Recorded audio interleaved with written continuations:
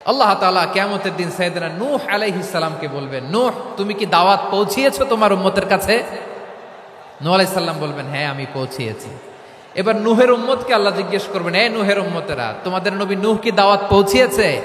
নূহের উম্মত বলবে, না আল্লাহ, আমাদের কাছে কোনো সতর্ককারী আসে নাই, কোনো নবী টবি আসে নাই, কোনো দাওয়াতও আমরা পাই নাই, আপনারাও চিনি নাই, জান্নাতও চিনি নাই, জাহান্নামও চিনি নাই। নূহ আলাইহিস সালাম বিপদে পড়ে যাবেন। তখন আল্লাহ বলবেন, নূহ তুমি বললা পৌঁছিয়েছো, তোমার উম্মত বলে কিছু পায় নাই। নূহ তোমার কি কোনো সাক্ষী আছে? তোমার কথা আর তোমার উম্মতের কথা তো মিলে না। তুমি বললা তুমি আমার নির্দেশনা দাওয়াত পৌঁছে দিয়েছো, কিন্তু তোমার উম্মত বলে পায় নাই। নূহ তোমার পক্ষে কোনো সাক্ষী আছে? নূহ আলাইহিস সালাম বলবেন, আছে। কে? উম্মতে মুহাম্মাদি। তখন আমরা বলবো, আল্লাহ নবী নূহ আলাইহিস সালাম তিনি আপনি যা যা বলেছেন ঠিক তা তার উম্মতের কাছে পৌঁছে দিয়েছে। এবার নূহের উম্মতের সাথে আমাদের ঝগড়া লাগবে। তারা বলবে, তোমরা আসছো আমাদের হাজার হাজার বছর পরে, তোমরা কি করে জানলা? তোমাদের সাক্ষী ধর্তব্য হবে না? আমরা তখন বলবো, আমাদের কোরআনে তোমাদের নবীর নামে আল্লাহ তাআলা একটা সূরা নাজিল করেছেন, সূরাতে নূহ। আওয়াজ করে পড়েন আল্লাহু আকবার। আমরা বলবো, আমাদের কোরআনে তোমাদের নবীর কথা আল্লাহ আমাদেরকে জানিয়েছেন, দিন রাত এক করে তোমাদের কাছে তিনি দাওয়াত পৌঁছেছেন। তোমরা কানের মধ্যে হাত দিয়ে রাখতা, চেহারাটা কাপড় দিয়ে ঢেকে রাখতা, আল্লাহর নবী নূহকে পিটিয়ে ছালা দিয়ে পেঁচিয়ে তোমরা পাহাড়ে তুলে রেখে আসতা। সব আমরা জানি। আমরা যখন বলবো এই কথা, নূহের উম্মত চুপসে যাবে।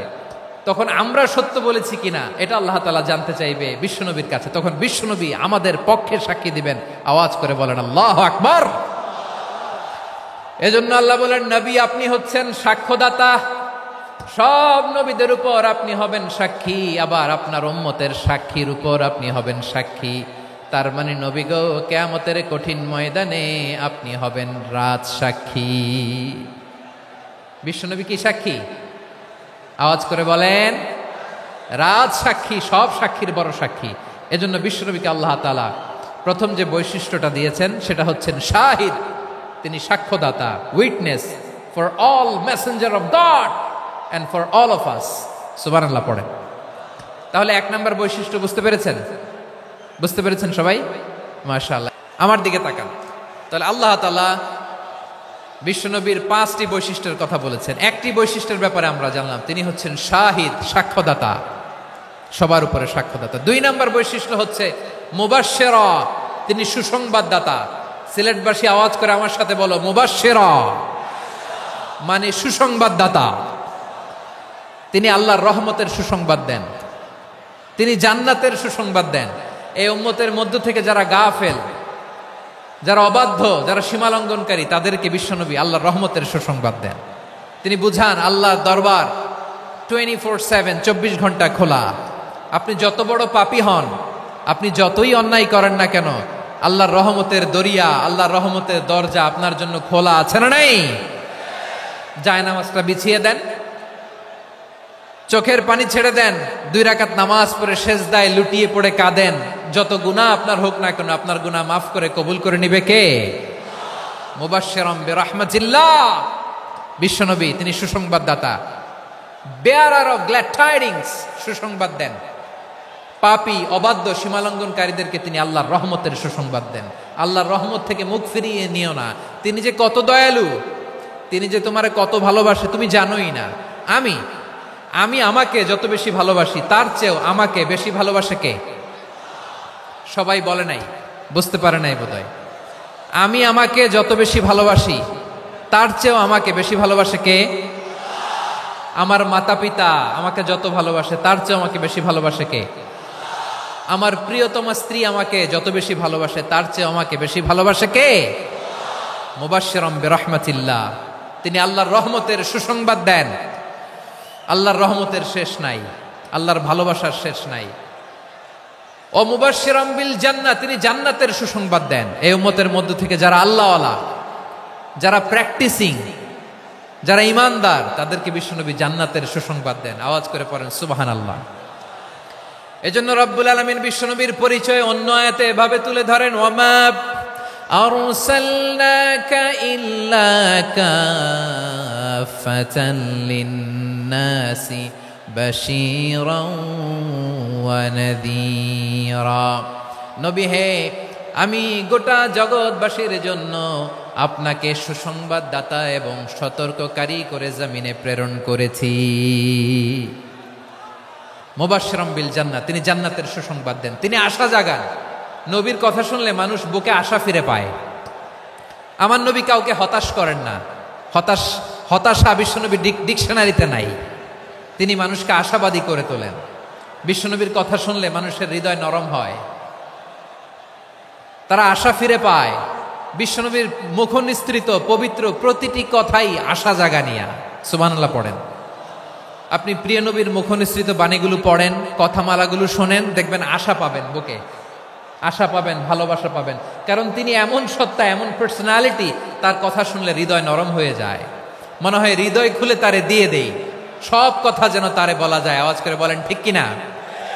সে কোন বন্ধু বলো বেশি বিশ্বস্ত,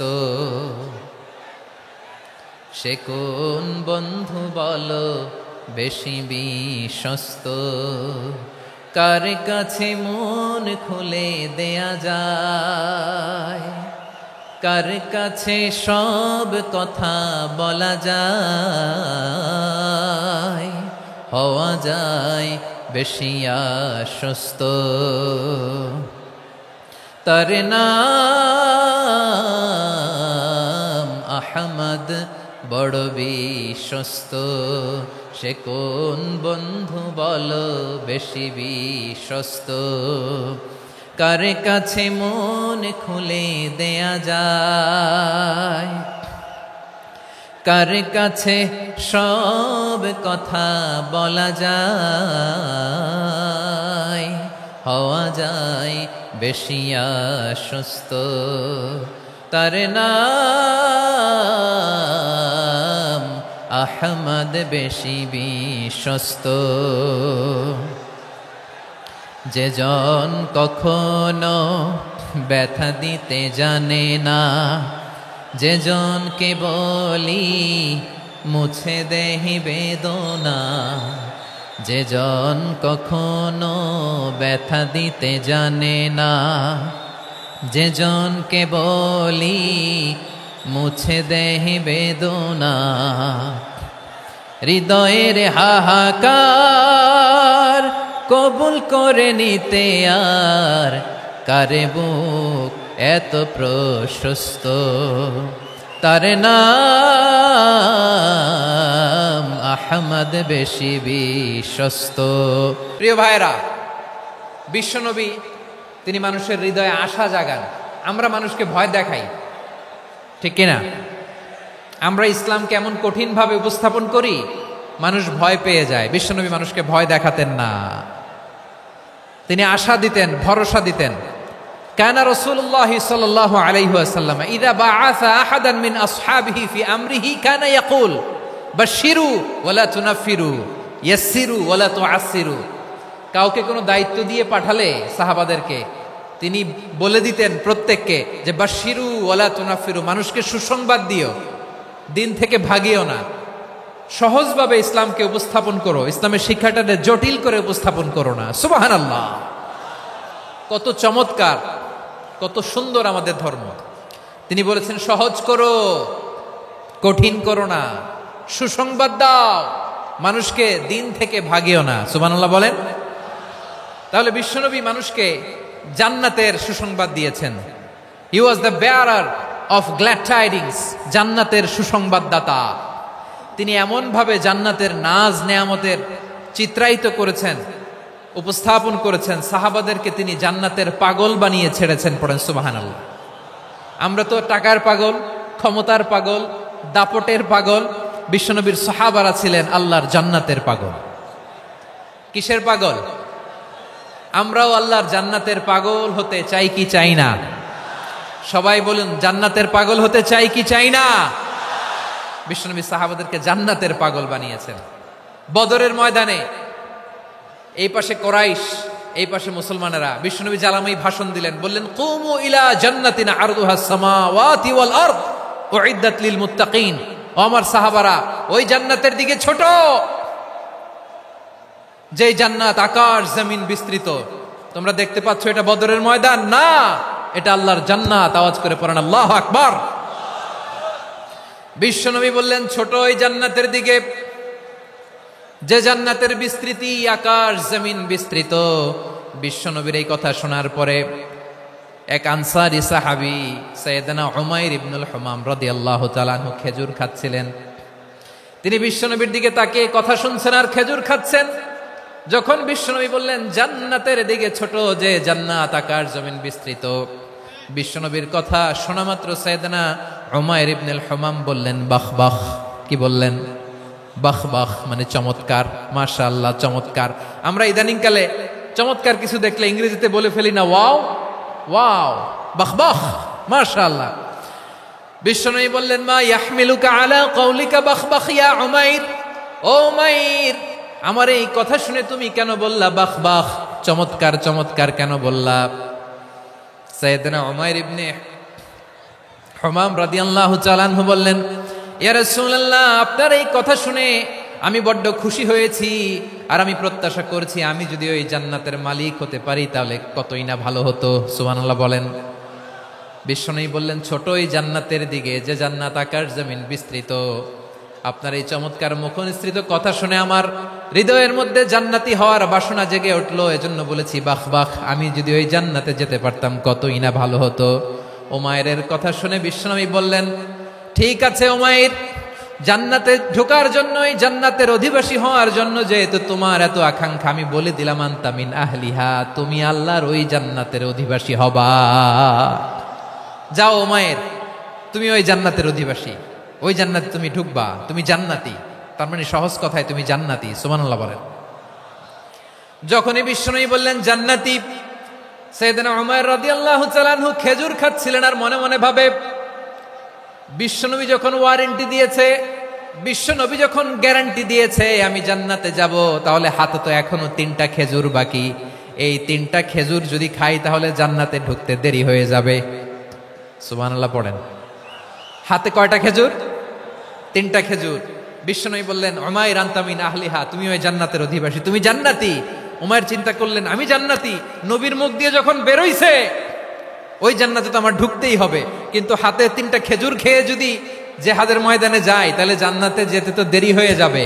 এই চিন্তা আসা মাত্রই খেজুর 3টাকে তিনি ছুঁড়ে মারলেন, তলোয়ার বের করে আল্লাহু আকবার বলে বদরের ময়দানে ঝাঁপিয়ে পড়লেন।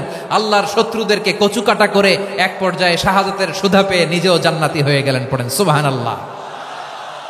আমরা দুনিয়ার বুকে আমরা হয়েছি দুনিয়ার পাগল, ক্ষমতার পাগল, সম্পদের পাগল, খ্যাতির পাগল। বিশ্বনবী তার সাহাবাদেরকে বানিয়েছিলেন জান্নাতের পাগল। পড়েন সুবহানাল্লাহ। ওই জান্নাতে আমরা যেতে চাই কি চাই না? একা না সবাই মিলে? একা না সবাই?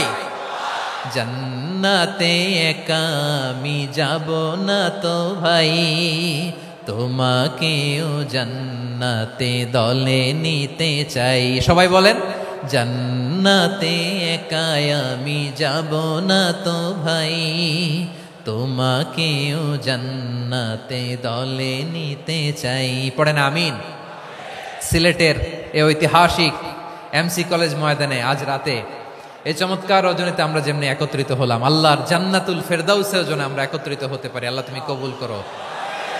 সবাই আওয়াজ করে পড়েন আমিন। তাহলে চিন্তা করেন কিভাবে বিশ্বনবী জান্নাতকে চিত্রায়িত করেছেন সাহাবাদের সামনে, কিভাবে চিত্রায়িত করেছিলেন তিনি, যে কারণে সাহাবারা জান্নাতের পাগল হয়ে গিয়েছেন। আমরা যদি দেখি the way the prophet Muhammad portrait জান্নাত, কিভাবে তিনি পোর্ট্রে করেছেন জান্নাতের যে সৌন্দর্য, কিভাবে তিনি সাহাবাদের সামনে তুলে ধরেছেন। বিশ্বনবী আল্লাহর কোরআন থেকে আমাদেরকে জানান আল্লাহর জান্নাতের সুসংবাদ দানকারী করে যে আল্লাহ আমাকে পাঠালেন। তোমরা কি জানো আল্লাহর জান্নাত কত সুন্দর? কোরআন থেকে বিশ্বনবী আমাদেরকে জানান ফালা তা'লামু নাফসুম মা উখফিয়া লাহুম মিন কুররাতি আ'য়ুন জাযাআম বিমা কানু ইয়া'মালুন। মানুষের কর্মের প্রতিফল হিসেবে কত চমৎকার জান্নাত রব্বুল আলামিন নাজ নেয়ামত দিয়ে পরিপূর্ণ করে আমাদের জন্য প্রস্তুত করে রেখেছেন। পৃথিবীর কোনো মানুষ সেটা জানে না। পড়েন সুবহানাল্লাহ।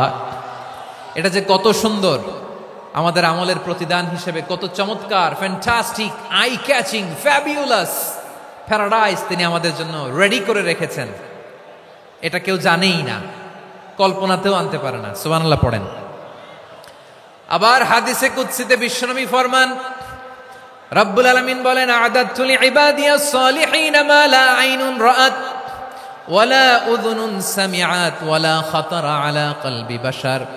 আল্লাহ বলেন, আমার নেককার বান্দাদের জন্য এমন চমৎকার জান্নাত আমি রেডি করে রেখেছি, মা লা আইনুন রাআত, কোন চোখ সে জান্নাতকে দেখে নাই, ওয়ালা উযুনুন সামিআত, কোন কর্ণকুহর সেই জান্নাতের আওয়াজ শোনে নাই, ওয়ালা খাতারা আলা কলবি বাশার, মানুষ কল্পনাতেও জান্নাতের ছবি আঁকতে পারে না।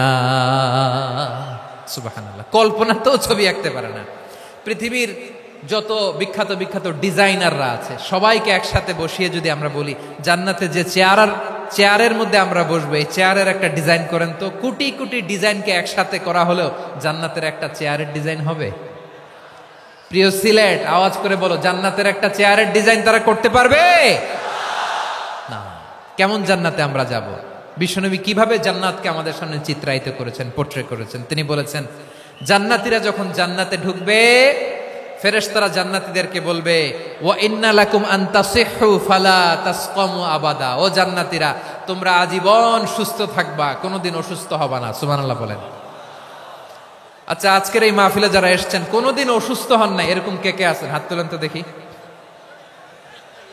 ওই যে হাত তুলছে, পাওয়া গেছে, চিরসুস্থ। তোমরা কোনোদিন অসুস্থ হও নাই? অসুস্থ হও নাই? তা তুমি আর জান্নাতে যে কি করবা? তুমি তো জান্নাতেই আছো তাইলে। ফেরেশতারা বলবে, ওয়া ইন্না লাকুম আন তাসিহু ফালা তাসকামু আবাদা, এটা এমন জান্নাত চিরকাল সুস্থ থাকবা, কোনোদিন অসুস্থ হবা না। সুবহানাল্লাহ বলেন।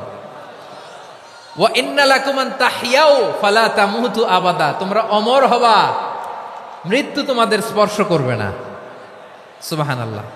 অমর হওয়ার জন্য আমরা কত কিছু করি। জান্নাতে গেলে অমর হওয়া যাবে, ঠিক কিনা বলেন?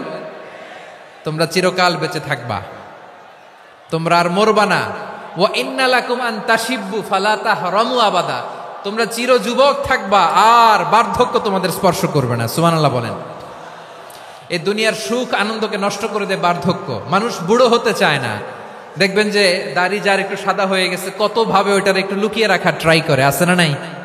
হ্যাঁ, এটারে কলব দেয়, এটার কেউ মেহেদি দেয়, এটারে কেউ কেটে কুটে। এই যে আমারও তো পাকতেছে এদিক দিয়ে, এ তো আজ থেকে 5 বছর আগেও তো কুচকুচে দাড়ি ছিল, চুল ছিল, রং ধরা যৌবন, জং ধরে শেষ। এই তো জীবন। This is the circle of life, এটাই লাইফ।